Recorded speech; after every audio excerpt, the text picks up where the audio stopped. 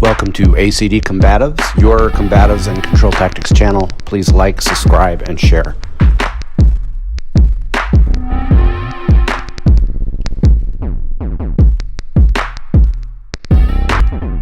Hey guys, Coach Kurt. So let's talk about how you can be the best martial arts master you can be. Guaranteed way to become the best you can be. You just need to show up. You just need to show up and train as often as you can. Some would say you have to train daily. I like to quote Captain Sully. You remember him? He is the airlines captain that landed the U.S. Airways plane in the Potomac River. What did you say? Dumbass. Dumbasses. Dumbass. Dumbasses. Dumbass. And he said, to quote, "Every day I try to make a small deposit of training in my brain, knowing that one day I may need to make a full withdrawal." And you couldn't say it better, no matter what subject matter you're trying to master. If you show up and train as often as you can, and train correctly with good qualified instructors and good training partners, then you will advance, you will learn, you will become better. I know that's kind of clickbaity that I pulled you in to say those things, but it's true. You will never rise to the occasion. You will always fall to your level of training. Now, what are certain things you have to be prepared for? Like, for example, I'm 53. I have a lot of injuries over the years, bad shoulders, bad hips, bad knees. I've had multiple surgeries. I've got an autoimmune disease, so sometimes I'm just sickly or sick or can't go as often as I want. You have to train around these things. And training isn't necessarily going to your martial arts academy or dojo every day or anything like that. Matter of fact, I usually only go 2 to 3 days a week to jiu-jitsu. The last week or two, this month has been a crap month for me. I caught COVID at the beginning of September. It lasted a good solid 2 weeks, knocked me out. It also led to a sinus infection, which I'm now just getting over. Emotional damage. So I had COVID. I lost like at least a week and a half of training, and then when I came back for like a week, and then the sinus infection kicked in, and now I've lost another solid week of training just because I just have no energy. There are other things, there's other things you can do. Like in my last video, I quickly showed CERT training. That's the laser pistols. I have one simple request, and that is to have sharks with frickin' laser beams attached to their heads. That is something you can do, putting in your training database. As Captain Sully says, you put every day I try to make small deposits of training in your database. That's what you try to do. It doesn't have to be anything amazing. I've got grappling dummies, I've got heavy bags, and other things that I can do to help supplement my academy training. Lots of training videos, what have you, or I mean even YouTube. The other day I was watching a guard pass on YouTube. It was fairly basic. I'd never seen it before. It looked advanced, but it wasn't. It was kind of a somersault over the knees type approach, and in the middle of a roll I was able to pull it off.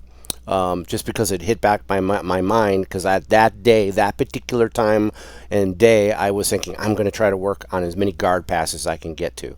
You know, even if I fail when I get the guard pass, you know, you've got to take one step, the next step, the next step. So this day, I was trying to just get past the legs, get good guard passes in. And so that was fresh in my mind from the day before. I had never tried it before, and it worked. I'm not suggesting that's how you should pull things off in the street, but the academy, your training academy, is a safe space. It's a safe, warm, fuzzy space for you.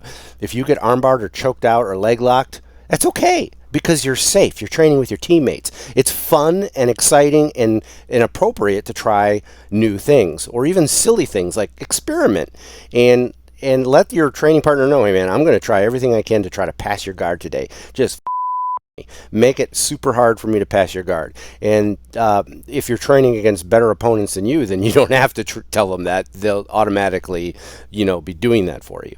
Another training tip is to train with Master Nacho Libre. You learn everything you need to know about the martial arts through him. He is the guru. He is the way. He's my personal master. But sorry, bro. Back on track and being serious. I remember asking my jiu-jitsu coach, hey, how do you defeat this technique? Or if somebody attacks you with this, they do kung fu grip on you, and how do you defend that? And his answer summed it up. He goes, you can practice 1,000 techniques and to try to defend against 1,000 scenarios, but the best way to learn how to escape a montage and a huge amount of different types of techniques that are being thrown at you is to show up and train. You will learn your martial arts, your jiu-jitsu, your taijutsu, your hapkido, whatever style you train, your Muay Thai, will become better against different attacks and different offensive stuff when you show up and train, and you'll become comfortable. You'll become you don't want the first time to be trying to defend against those type of attacks is on the street. Sorry guys, again, I'm getting over being sick. You want to be comfortable in your space, in your skin, in your body against bigger, stronger, more athletic opponents, like escaping mount. I've I've been at control tactics classes where I mount somebody, I teach them all these mount escapes, and they, or I'll do side control. That's a good example. I remember one time putting this guy in side control, a good solid side control, and I said, you can punch me in the face as hard as you want, I don't care. But he couldn't because I had a good solid side control. And I was like, now, you've got that all out of your system after about 30 seconds of him trying to explode off me and punch me. I was like, now, do the technique I showed you, and you will find results. So the only way to get that is training. A lot of times with only 8 hours a year to teach, it's hard to put something in somebody's head that's going to stick.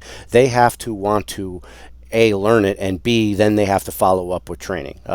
If you're not doing some kind of martial arts training on your own, you really should. It's your life. It's up to you. Your family you want to come home to at the end of every shift.